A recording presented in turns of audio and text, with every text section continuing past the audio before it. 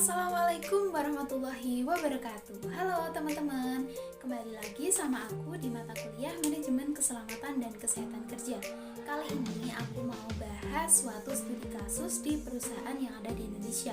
Tentunya video aku kali ini akan berbeda dengan video-video sebelumnya. Kalian kepo gak nih aku mau bahas apa? Oke, tanpa berlama-lama lagi, mari kita bahas. Kata pepatah sih tak kenal maka tak sayang. Oleh karena itu, marilah kita berkenalan terlebih dahulu. Oke teman-teman, kenalin aku Parwidia Putnurita.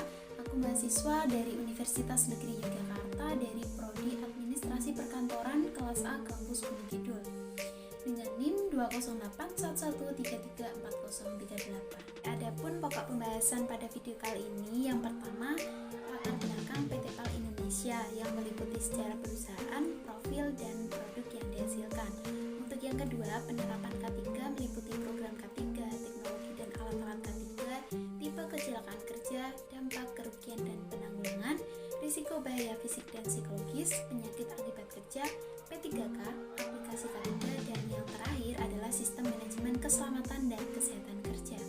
Indonesia merupakan negara kepulauan yang hamparan wilayahnya mencapai 2/3 wilayah Indonesia adalah lautan. Program pemerintah dalam pengembangan sektor kelautan diwujudkan dalam program Indonesia sebagai poros maritim dunia dan program Tol Laut. Hal ini akan berdampak langsung pada optimalisasi industri kelautan nasional. Pendirian PT PAL Indonesia mulanya adalah perusahaan galangan kapal yang bernama Marine Establishment atau ME dan diresmikan oleh pemerintah Belanda pada tahun 1939. Di masa pendudukan Jepang, perusahaan ini beralih nama menjadi Kaikun SE 2124. Setelah kemerdekaan, pemerintah Indonesia menasionalisasi perusahaan ini dan mengubah namanya menjadi Penataran Angkatan Laut atau PAL. Kemudian pada tanggal 15 April 1980, berdasarkan peraturan pemerintah nomor 4 tahun 1980, status perusahaan PT PAL Indonesia berubah dari perusahaan umum menjadi perseroan terbatas. PT PAL Indonesia adalah industri strategis yang memproduksi alat utama sistem pertahanan Indonesia, khususnya untuk mantra laut.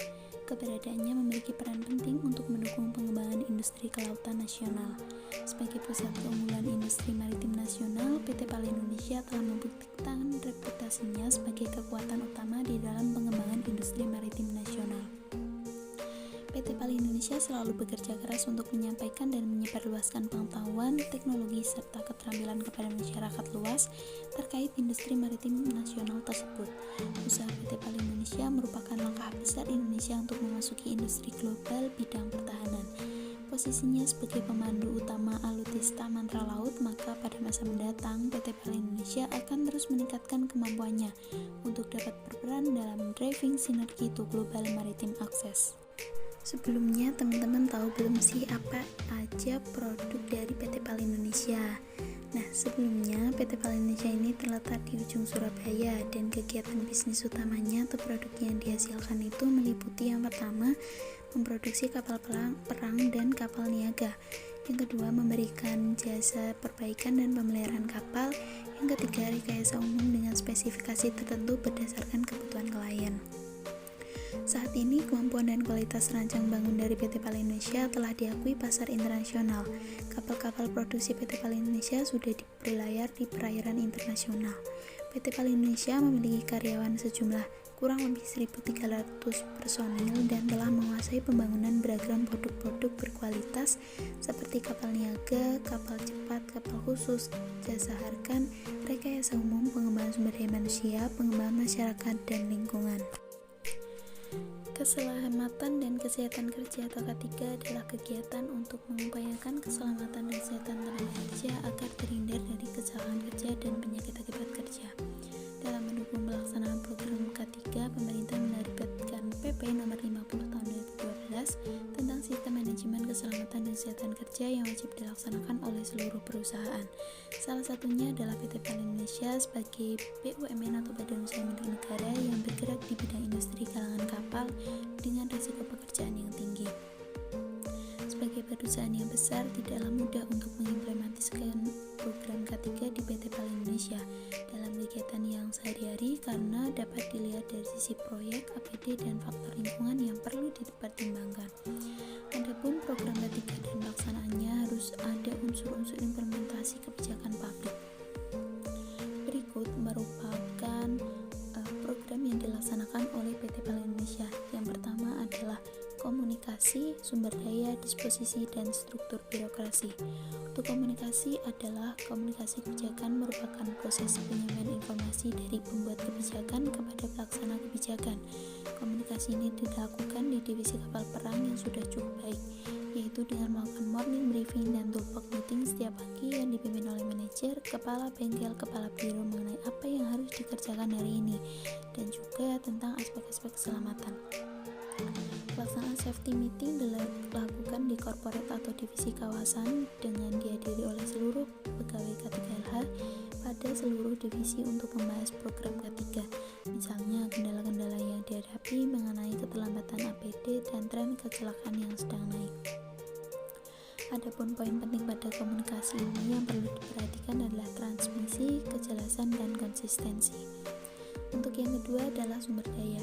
Terdapat 4 poin penting dalam sumber daya di PT PAL Indonesia, yaitu sumber daya manusia yang bertanggung jawab terhadap terlaksananya program K3 pada seluruh karyawan, sumber daya anggaran yang disediakan untuk mengalokasikan pada penerapan K3 dengan tersedianya peralatan keselamatan dan kesehatan kerja sesuai SOP, sumber daya peralatan yang memadai seperti mesin dan fasilitas lain, sumber daya informasi dan wewenang mengenai SOP pekerjaan yang harus dipahami untuk menghindari kecelakaan kerja. Untuk poin yang ketiga adalah disposisi. Dalam hal disposisi terdapat 2 poin penting yang harus diperhatikan, yaitu rekrutmen dengan pengangkatan pegawai biro K3LH yang didukung dengan latar belakang pendidikan K3 dan insentif yang diberikan kepada karyawan pada divisi kapal perang berupa gaji pokok dan tunjangan biaya. Untuk yang keempat atau yang terakhir adalah struktur birokrasi. Dalam hal struktur birokrasi ada 2 poin penting yang harus diperhatikan, seperti standar operasional prosedur mengenai kesiagaan dan tanggap darurat setiap bidang pekerjaan, fragmentasi mengenai koordinasi pada divisi pada saat terjadinya kecelakaan kerja, dan target grup atau kelompok sasaran yang dimaksud adalah seluruh karyawan di proses produksi. Teknologi semakin berkembang yang digunakan di PT PAL Indonesia akan membantu meminimalisir adanya kecelakaan kerja. Dengan adanya perkembangan teknologi ini akan membantu mengantisipasi dan meminimalisir ancaman dan kecelakaan yang terjadi atau malah mampu dihilangkan dan dikendalikan. Alat pelindung diri atau APD didefinisikan sebagai alat yang digunakan untuk melindungi pekerja dari luka atau penyakit yang diakibatkan oleh adanya kontak dengan bahaya di tempat kerja, baik sifatnya kimia, biologis, radiasi, elektrik, mekanik, atau yang lain sebagainya.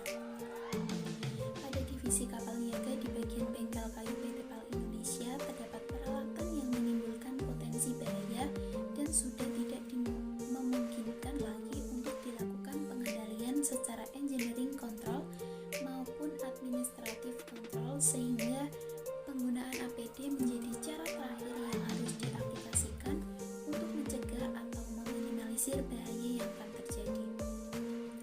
Adapun macam-macam APD atau alat pelindung diri meliputi alat pelindung kepala, mata, muka, telinga, pernapasan, tangan, kaki, badan, dan ketinggian. Menurut Sugarda et al. 2014, dalam pemilihan APD harus memperhatikan hal-hal seperti berikut ini. Yang pertama, menyesuaikan dengan tipe atau jenis pekerjaan, memberikan perlindungan bagi pengguna, tidak menimbulkan bahaya keselamatan dan kesehatan tambahan, bentuknya yang menarik, memberi kenyamanan bagi pengguna, dapat dipakai secara fleksibel, memenuhi ketentuan yang ada, tidak mudah rusak, harganya murah dan suku cadangnya tersedia, dan yang terakhir adalah tidak mengganggu gerak bagi pengguna.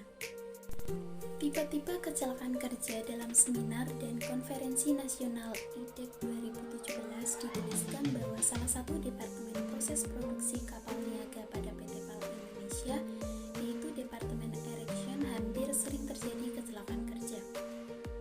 Hal ini disebabkan karena pada departemen ini banyak dilakukan pekerjaan hot work seperti proses pengelasan dan pemotongan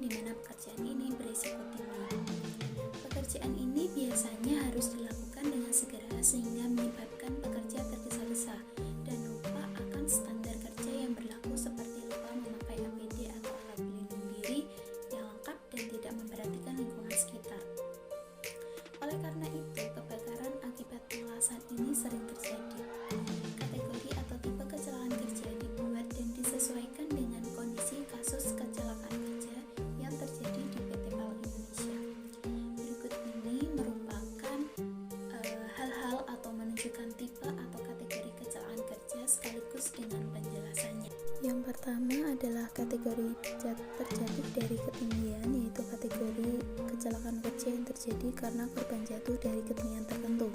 Kedua adalah kontak dengan benda atau bahan berbahaya, yaitu kategori kecelakaan kerja yang terjadi karena korban berinteraksi dengan zat kimia yang berbahaya serta korban tidak memakai kelengkapan APD. Yang ketiga, terjatuh dan terjepit material merupakan kategori yang terjadi karena bagian dari tubuh korban terkena material yang jatuh dan terjepit. Kemudian terpeleset atau terbentur merupakan kategori yang terjadi karena korban tidak melihat ada jalan berlubang. Untuk kategori terkena api atau benda panas, yaitu karena korban terkena busur las atau mesin las yang sedang beroperasi. Selanjutnya, kontak dengan mesin yang sedang beroperasi merupakan kategori kecelakaan kerja yang terjadi karena adanya kontak korban dengan mesin sedang beroperasi sehingga berdampak pada luka gores. Yang terakhir adalah tersengat listrik, merupakan kategori yang terjadi dikarenakan korban memegang kabel listrik yang isolasinya terlepas. Poin selanjutnya adalah dampak, kerugian, dan penanggulangan. Kecelakaan kerja merupakan kejadian yang tidak dikendaki dan tidak terduga sebelumnya. Penyebab dasar kecelakaan kerja dari PT PAL Indonesia disebabkan oleh tindakan dan kondisi yang tidak aman sehingga memicu adanya kecelakaan dan mengakibatkan dampak kerugian. Oleh karena itu, diperlukan penanggulangan kecelakaan kerja. PT PAL Indonesia merupakan perusahaan galangan kapal yang mengedepankan teknologi modern dan canggih dalam pembuatan kapal sehingga risiko yang akan terjadi juga semakin kompleks. Poin yang pertama adalah dampak. Ketika terjadi kecelakaan kerja, tidak serta-merta karyawan saja yang merasakan dampaknya, namun perusahaan tentunya juga akan mendapatkan dampak yang sangat besar. Berikut ini merupakan beberapa dampak yang dirasakan oleh karyawan dan perusahaan ketika mengalami kecelakaan kerja. Yang pertama adalah dampak bagi karyawan. Dampak bagi karyawan sendiri yang dirasakan secara langsung, seperti biaya perawatan, pengobatan korban, dan jika kecelakaan fatal mengakibatkan meninggal dunia, biaya material, serta logistik dan investigasi kejadian kecelakaan. Untuk poin yang kedua adalah dampak bagi perusahaan.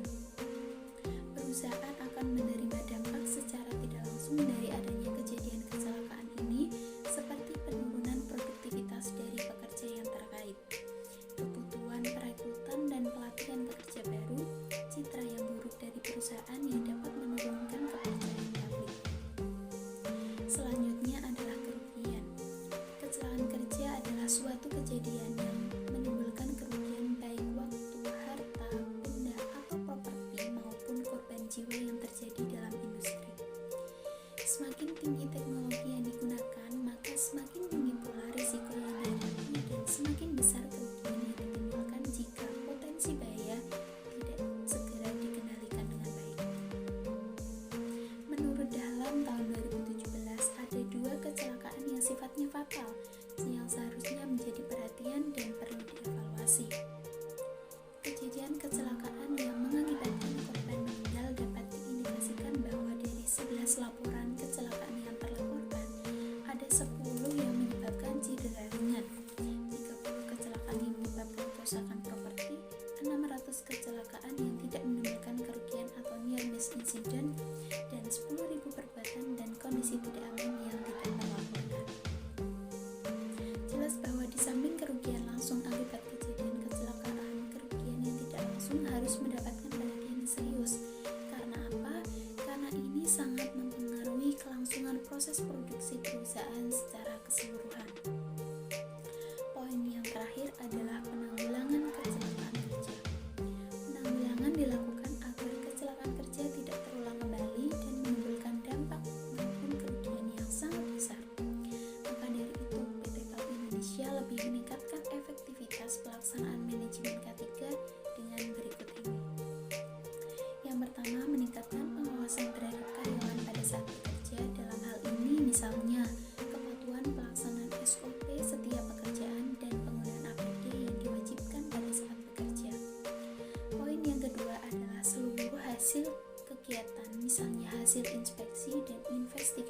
kecelakaan yang telah dilaksanakan, pimpinan perusahaan diharapkan untuk dapat mengevaluasi dan memberikan solusi terhadap seluruh permasalahan yang terjadi di perusahaan. Poin yang ketiga atau yang terakhir adalah pembentukan budaya K3 di perusahaan dapat dimulai dengan melibatkan pimpinan perusahaan di dalam kegiatan karyawan, misalnya pada pelaksanaan inspeksi dan investigasi kecelakaan.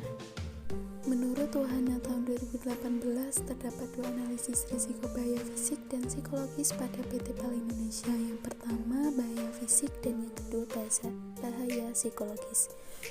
Bahaya fisik merupakan bahaya yang berasal dari faktor fisik seperti bising, tekanan, getaran, suhu panas dingin, cahaya atau penerangan, radiasi dari bahan radioaktif, dan sinar ultraviolet atau inframerah. Risiko bahaya yang terdapat pada welding confined space bagian erection PT PAL Indonesia berupa suhu tinggi yang berakibat heat stress, kurangnya pencahayaan yang mengakibatkan terpeleset, terbentuk, dan tersandung alat maupun material. Bahaya psikologis merupakan bahaya yang berasal dari suasana kerja yang tidak menyenangkan, tekanan pikiran atau mental, stres kerja, dan hubungan kerja yang tidak baik. Risiko bahaya yang terjadi pada welding confined space bagian erection PT PAL Indonesia berupa tempat kerja yang kurang nyaman dan tuntutan pekerjaan yang tinggi. Dengan adanya risiko fisik dan psikologis yang terjadi, sehingga perusahaan melakukan pengendalian risiko dengan metode hazard identification, risk assessment, dan risk control, dan ditentukan berdasarkan kategori risiko. Penyakit akibat kerja merupakan salah satu bagian dari masalah kesehatan yang berkaitan dengan pekerjaan seseorang dan dipengaruhi oleh faktor di sekitarnya. Oleh karena itu, dalam pelaksanaan pekerjaan terdapat K3 yang harus diterapkan agar terhindar dari kecelakaan kerja dan penyakit akibat kerja. Faktor risiko penyakit akibat kerja bisa dari golongan fisik, kimiawi, biologis, atau psikologis tempat kerja, dari iklim kerja dan kategori atau tipe-tipe kecelakaan kerja. Pada PT PAL Indonesia, kecelakaan yang paling banyak terjadi di industri pembangunan kapal adalah terluka ketika terjadi kebakaran, memegang, mengangkat, atau membawa material atau peralatan, dan pencemaran udara. Adapun beberapa penyakit akibat kerja yang paling banyak dialami antara lain, yang pertama adalah penyakit saluran pernafasan karena pencemaran udara oleh partikel dapat disebabkan karena peristiwa alamiah maupun ulah manusia seperti kegiatan industri dan teknologi yang menyebabkan sesak nafas dan infeksi saluran akibat paparan zat kimia di udara. Pneumoconiosis adalah penyakit saluran pernafasan yang disebabkan oleh adanya partikel atau debu yang masuk atau mengendap di dalam paru-paru. Yang kedua adalah penyakit kulit yang disebabkan oleh kecelakaan seperti tersengat listrik, kebakaran, dan bersentuhan dengan material panas ketika melakukan pekerjaan pengelasan. Penyakit ini tidak spesifik dan tidak mengancam kehidupan, namun juga harus ada perawatan khusus untuk pemulihannya. Selanjutnya adalah pertolongan pertama pada kecelakaan atau sering kita sebut dengan P3K, mampu meminimalisir tingkat keparahan kecelakaan pada saat bekerja. Pertolongan pertama adalah perawatan yang diberikan segera pada orang yang cedera atau mendadak sakit.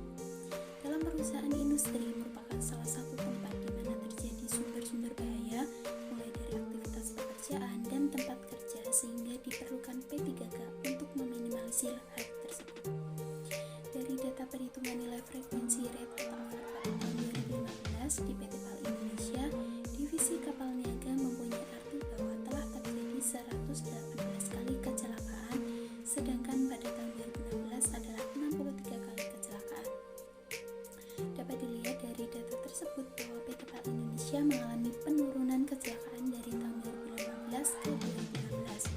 Dengan penerapan K3 dan menjaga lingkungan kerja, diharapkan PT PAL Indonesia mampu terus mengurangi angka kecelakaan kerja setiap tahun. PT PAL Indonesia juga semakin gencar dalam mengkampanyekan sisi K3 mulai dari tingkat pekerja hingga tingkat manajemen sesuai dengan kebijakan perusahaan. Poin selanjutnya adalah aplikasi K3 perkantoran dan IT. Adanya ketidaksesuaian pemeriksaan diklaim pada PT PAL Indonesia, maka dirancanglah sebuah aplikasi pengingat maka inspeksi berbasis Android sebagai bahan proses inspeksi sekaligus pengingat jadwal inspeksi untuk memberikan solusi yang tepat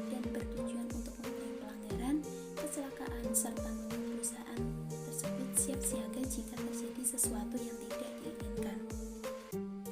Inspeksi merupakan sebuah kegiatan yang dilakukan untuk memastikan terdeteksinya potensi bahaya yang timbul dari tempat kerja, lingkungan, bahan, serta tindakan karyawan. Perancangan aplikasi pengingat masa inspeksi berbasis Android ini sebagai bahan untuk inspeksi sekaligus pengingat jadwal inspeksi merupakan solusi yang tepat untuk menghindari ketidaksesuaian di PT PAL Indonesia. Pembuat aplikasi inspeksi dan penentuan waktu inspeksi Kranen dan Forklift menggunakan aplikasi Android yang didukung oleh fitur-fitur terbaru di PT PAL Indonesia. Berikut merupakan langkah pengujian aplikasi di PT PAL Indonesia. Buttonnya terdiri dari yang pertama ada login, kemudian divisi, kemudian checklist Goliath, checklist LLC, checklist gantry crane, checklist mobile crane, checklist overhead crane, checklist forfeit, notifikasi, report, dan exit. Dengan adanya teknologi yang semakin pesat, aplikasi yang dibuat pun semakin beragam. Seperti yang ada pada PT PAL Indonesia adalah aplikasi inspeksi yang berguna untuk meminimalisir kecelakaan kerja. Harapannya dengan adanya aplikasi ini dapat memudahkan dalam pelaksanaan pekerjaan, pengecekan, dan tinjauan kerja. Selanjutnya adalah Sistem Manajemen K3 atau SMK3. Sistem Manajemen Keselamatan dan Kesehatan Kerja adalah bagian dari sistem manajemen perusahaan yang mengelola pekerja sebagai sumber daya manusia dan sarana produksi sebagai sumber daya fisik sebagai upaya untuk mencegah kecelakaan dan penyakit akibat kerja. Rincian elemen SMK3 ini terbagi menjadi beberapa hal. Yang pertama adalah kebijakan. Kebijakan merupakan langkah yang digunakan untuk menentukan arah dari perusahaan yang berkenan dengan keselamatan dan kesehatan kerja yang ditetapkan oleh pimpinan. Kebijakan tersebut ditulis, bertanggal, dan ditandatangani oleh pimpinan. Kebijakan kemudian dikomunikasikan kepada setiap pekerja, pengunjung, sampai pihak kontraktor. Kebijakan ketiga ditinjau secara berkala setiap 1 tahun sekali. Manajemen PT PAL Indonesia telah membagi tugas dan wewenang yang jelas kepada pekerja. Manajemen berkomitmen untuk mengembangkan kemampuan pekerja dalam mengidentifikasi hazard atau ancaman dan menilai risiko serta melakukan upaya mengkomunikasikan apabila terjadi perubahan sistem. Poin yang kedua adalah pengorganisasian. Pengorganisasian merupakan elemen khusus yang bertanggung jawab terhadap kesehatan dan keselamatan kerja yang dibuktikan adanya dokumen struktur PT PAL Indonesia yang telah memiliki sistem manajemen K3 yang terintegrasi dengan sistem manajemen perusahaan. Walaupun sudah terintegrasi dengan baik, namun sumber daya yang dimiliki oleh organisasi K3 masih kurang memadai untuk mendukung setiap kegiatan dan kebutuhan K3. Hal ini dibuktikan dengan peralatan K3 yang kurang memadai akibat kurangnya pendanaan yang dilakukan oleh manajemen. Pendokumentasian kegiatan K3 digunakan untuk mendokumentasikan prosedur dan tanggung jawab serta menunjukkan bahwa unsur-unsur SMK3 yang sesuai untuk perusahaan telah diterapkan dalam organisasi. PT PAL Indonesia telah melakukan pembuatan dokumen-dokumen penting terkait penerapan SMK3 secara efektif. Poin yang ketiga adalah perencanaan dan pelaksanaan. PT PAL Indonesia tidak melakukan konsultasi dengan perwakilan pekerja. Perusahaan harus melakukan tinjauan awal yang melibatkan perwakilan pekerja agar tercapainya pengintegrasian seluruh pencegahan kecelakaan kerja serta pertimbangan dalam analisis potensi bahaya dan proses kerja yang terdapat di tempat tersebut. Pekerja berperan ikut memberikan saran dan masukan terhadap kondisi bahaya yang perlu dikendalikan di tempat kerja. Perusahaan galangan kapal melakukan seleksi pemilihan kontraktor sehingga dapat bekerja sesuai dengan kemampuannya. Terdapat pengkomunikasian bahaya dan pengendalian antara perusahaan dengan kontraktor. Pekerja kontraktor diberikan pelatihan K3 secara berkala dan dilakukan pengawasan atas kinerja K3-nya. Yang poin keempat adalah evaluasi. K3 yang telah berjalan untuk mengetahui keberhasilan penerapan SMK3. Kegiatan evaluasi yang dilakukan diantaranya yaitu pemantauan dan pengukuran kinerja, analisis investigasi kecelakaan, audit, serta peninjauan oleh manajemen. Pemantauan dan pengukuran kinerja digunakan sasaran K3 sedang dilaksanakan dan sejauh mana risiko yang dikendalikan. Investigasi kecelakaan dilakukan untuk menentukan penyebab utama kecelakaan serta mencegah kejadian yang sama berulang. Poin kelima adalah tindakan perbaikan. Tindakan perbaikan berkelanjutan adalah usaha berkelanjutan untuk memperbaiki dan mengembangkan pelaksanaan SMK 3 sehingga dapat menghasilkan hasil yang terbaik. PT PAL Indonesia telah melakukan perbaikan yang dilakukan secara terus-menerus yang sebelumnya telah dilakukan perencanaan. Namun, kegiatan perbaikannya tidak secara cepat dilakukan keseluruhannya. Dari hasil temuan studi kasus manajemen keselamatan dan kesehatan kerja atau K3 di PT PAL Indonesia bahwa implementasi program K3 ini pada divisi kapal perang PT PAL Indonesia sudah dilaksanakan secara maksimal dan efektif. Konsistensi PT PAL Indonesia dalam menegakkan K3 dalam perusahaan dibuktikan dengan pencapaian penghargaan zero accident atau kecelakaan nihil ialah tanda penghargaan K3 yang diberikan pemerintah kepada manajemen perusahaan yang telah berhasil dalam melaksanakan program K3. PT PAL Indonesia juga memiliki Departemen K3LH yang memberikan penyuluhan K3 untuk seluruh pekerja, memberikan pemahaman kepada karyawan dan pekerja agar menemukan rasa pentingnya keselamatan diri. Mengingat pentingnya pelaksanaan manajemen K3 ini, pelaksanaan serta implementasi K3 harus diterapkan dengan baik dan konsisten. Bagi karyawan yang masih teledor, bisa diberikan sanksi. Untuk meningkatkan efektivitas dari pelaksanaan manajemen keselamatan dan kesehatan kerja atau K3 ini, bisa dengan melakukan pengawasan ketika karyawan bekerja, mengevaluasi serta memberikan solusi setiap permasalahan yang ada di perusahaan. Untuk membentuk budaya K3 bisa dimulai dengan melibatkan seluruh manajemen dari puncak perusahaan atau pimpinan hingga manajemen paling bawah dalam kegiatan pekerjaan. Oke, mungkin itu saja teman-teman video studi kasus yang dapat aku sampaikan. Semoga dapat diambil manfaatnya. Cukup sekian dari aku, ada kurang dan lebihnya aku mohon maaf. Terima kasih dan wassalamualaikum warahmatullahi wabarakatuh. Sampai jumpa.